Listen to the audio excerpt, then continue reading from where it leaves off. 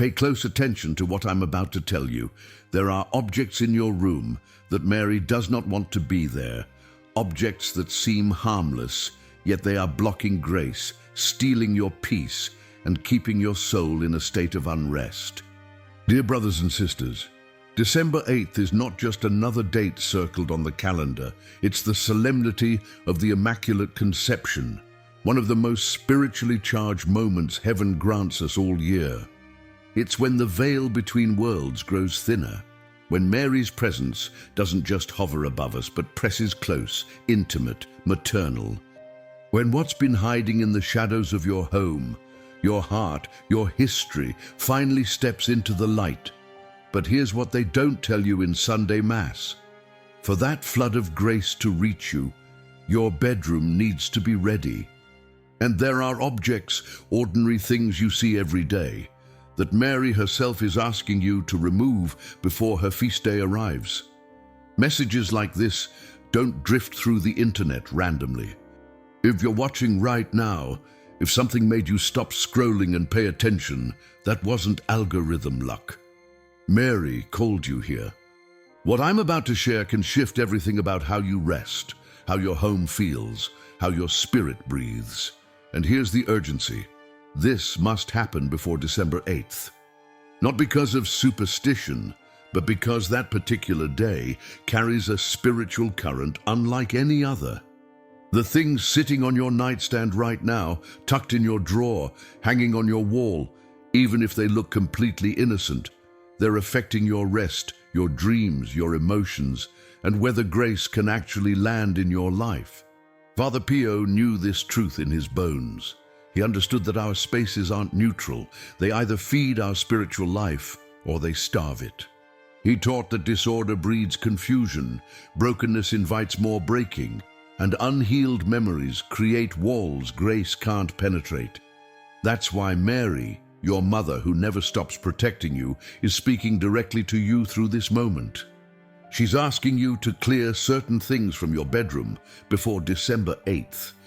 If you sense Mary's hand in this, if something in your chest just tightened with recognition, write in the comments, "Immaculate Mary, protect my home," not just as a comment, as a prayer, as an invitation for her to start working even before you finish watching. Now, before I tell you which objects need to go, you have to understand why December 8th isn't just religiously significant. It's spiritually nuclear. Many Catholics mention this feast without grasping what's actually happening. Some think it's about Jesus' birth. Others confuse it with the virginal conception. But it's something older, stranger, more powerful than both. December 8th celebrates that Mary herself was conceived without sin. From the first spark of her existence, before her mother even knew she was pregnant, before her first heartbeat, God reached into time and said, "This one will be different." She never had a single second of darkness. Not one moment where shame, fear, or brokenness touched her. She's the only human being who entered this world already whole. That's why we call her immaculate. But here's what changes everything. This isn't just ancient history. This day doesn't commemorate something that happened once and ended.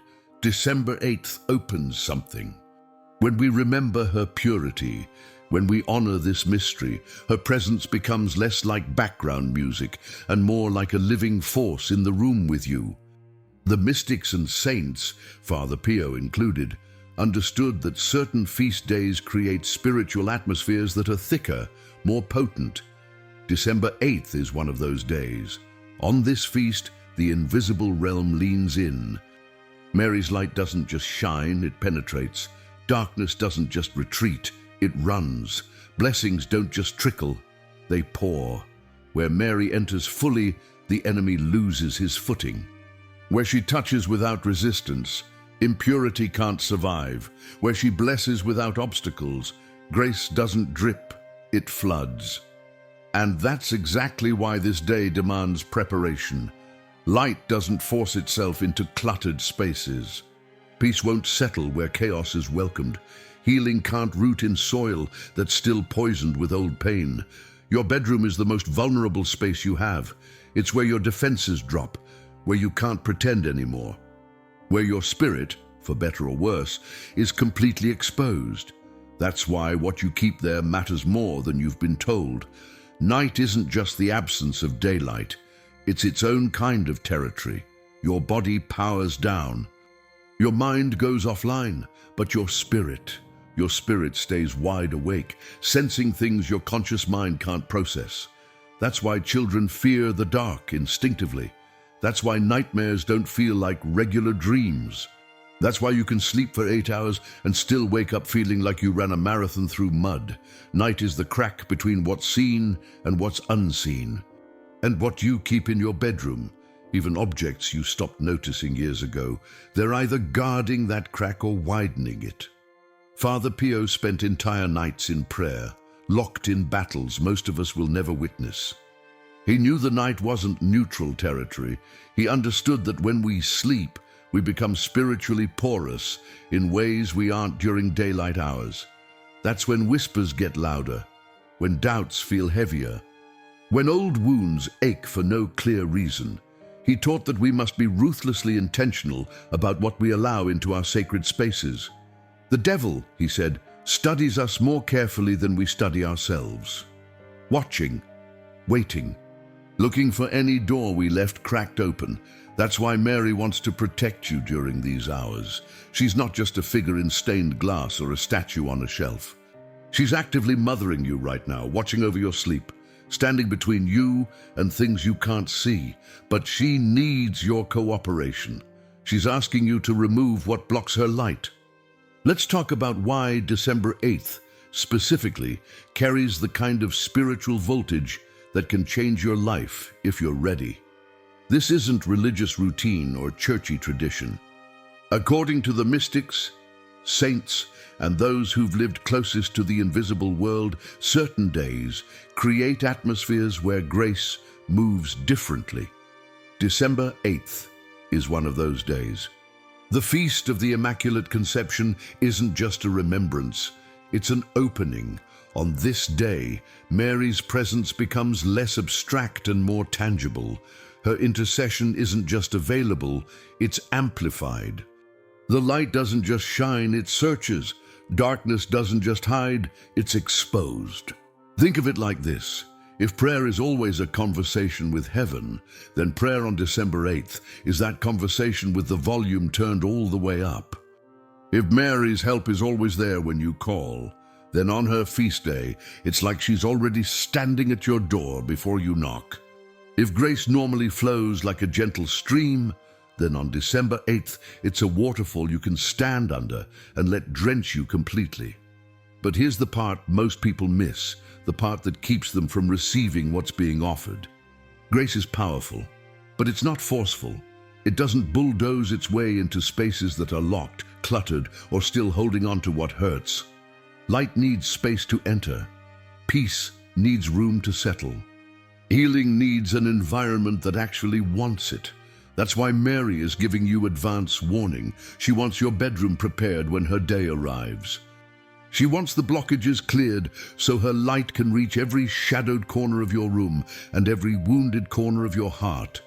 And that brings us to what she's asking you to remove. These aren't old superstitions or religious paranoia. These are objects that carry spiritual weight, that create invisible barriers, that keep you anchored to things that drain your peace without you even realizing it. Father Pio would have sensed it immediately. He had a gift for feeling when something was spiritually off, and he didn't mince words. He'd tell people straight, get rid of what doesn't belong. So let's walk through these objects one at a time, and I need you to really listen. Not with skepticism, not with dismissiveness. Listen the way you'd listen if your doctor said, this thing in your house is making you sick. Because spiritually, that's exactly what's happening. The first thing Mary wants out of your bedroom is any clock that's stopped or broken. I can already hear some of you thinking, a clock? That's what we're worried about. But stay with me, because this isn't about being superstitious. It's about understanding how symbols work in the spiritual realm. A stopped clock isn't just a dead battery, it's a statement: time frozen, progress halted, life suspended. What's stuck attracts more stuckness. What stopped invites more stopping. What refuses to move forward creates an atmosphere where nothing else can move forward either. Think about what a clock represents: forward motion, progress, the unstoppable rhythm of life continuing. Now imagine that rhythm just stopped, and you sleep next to it every single night. You're resting in a space that symbolically declares nothing advances here. Many people have alarm clocks with dead batteries sitting on their nightstands. Old watches in drawers that stopped years ago.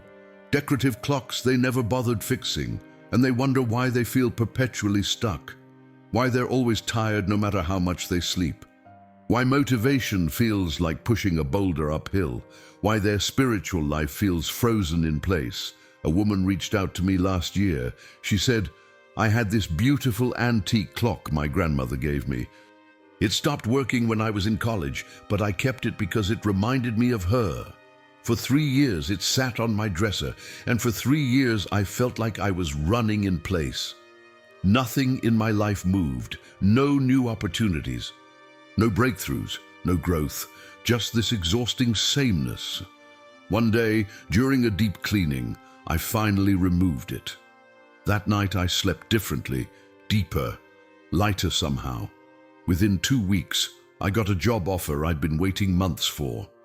Within a month, a relationship I thought was dead suddenly came back to life. I'm not saying the clock caused everything, but removing it unblocked something. I felt it.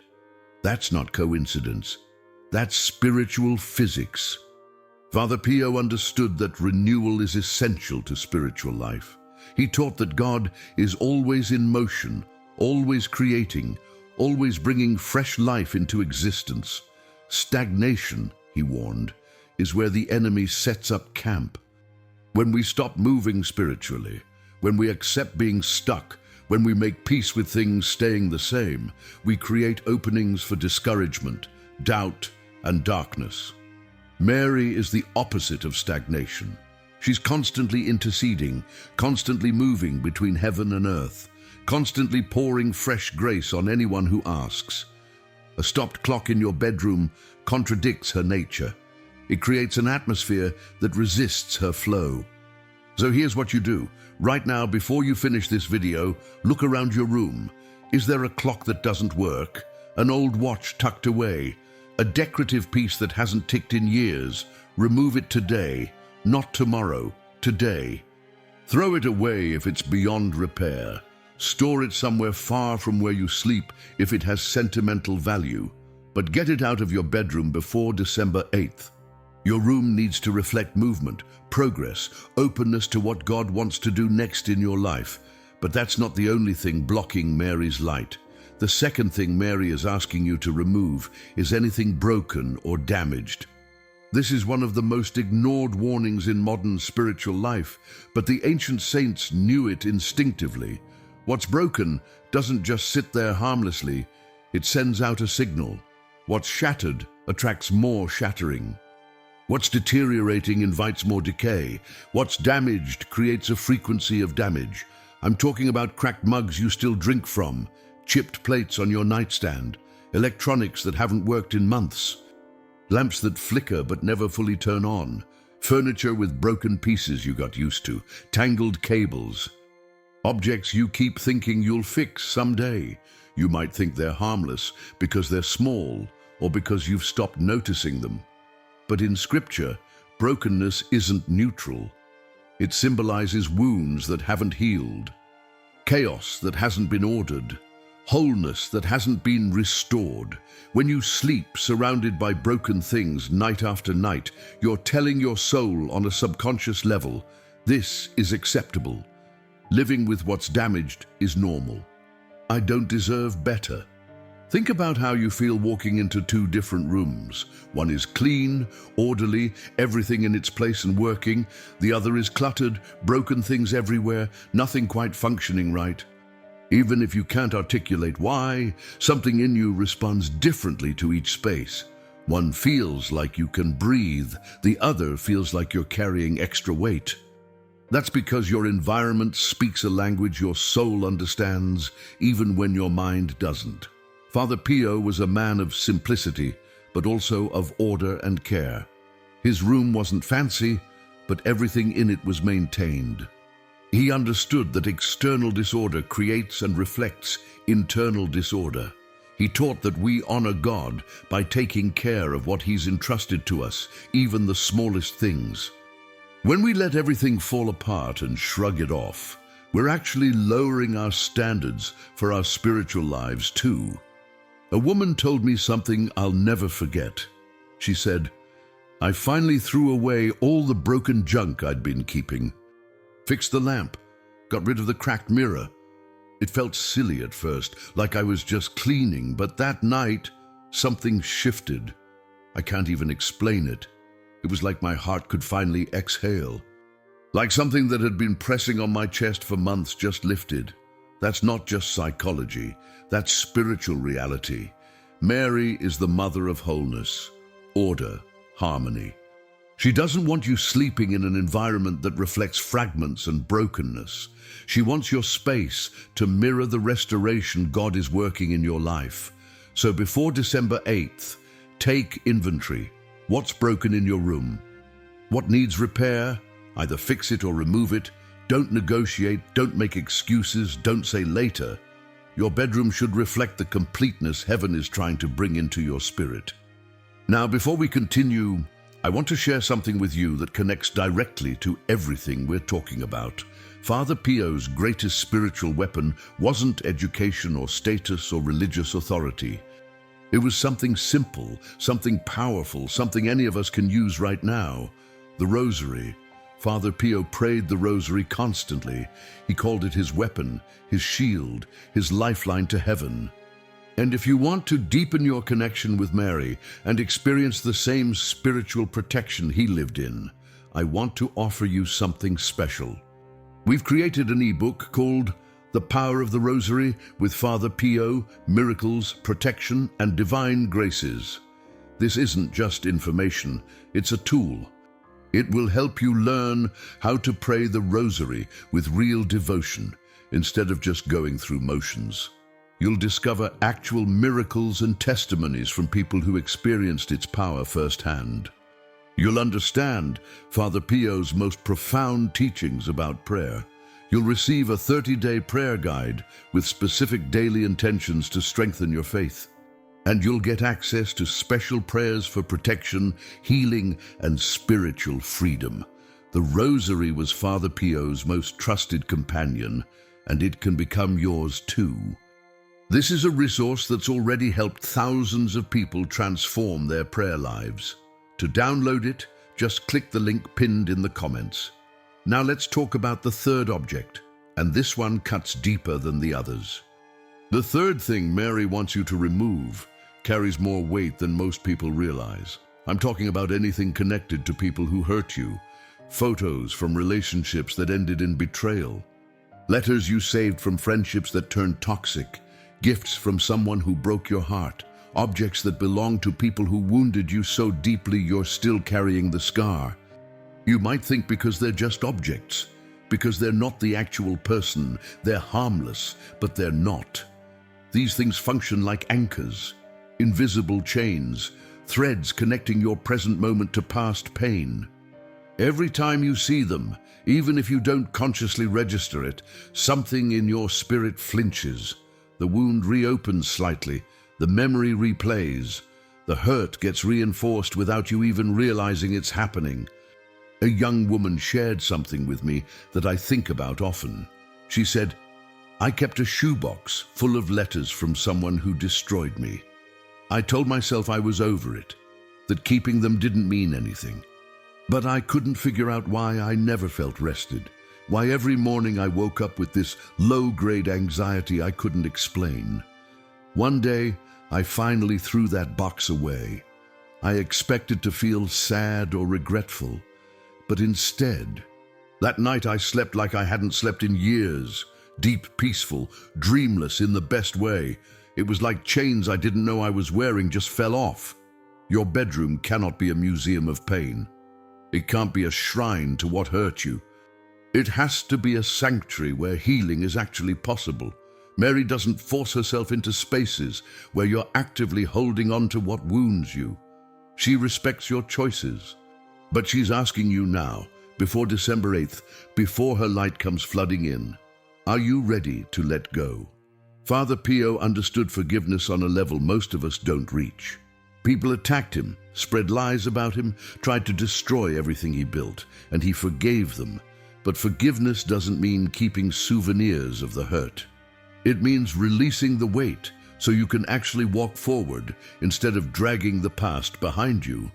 He taught that spiritual freedom isn't just about saying the right words, it's about removing what keeps you tied.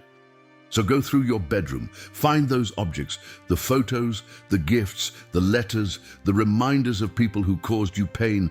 Take them out, donate them, throw them away, store them somewhere far from where you sleep. But don't keep them close to your rest anymore. Your bedroom should be where healing happens, not where old wounds are preserved like museum exhibits. And this is why Mary is asking for all of this. Because she's your mother. Not in some distant, abstract way.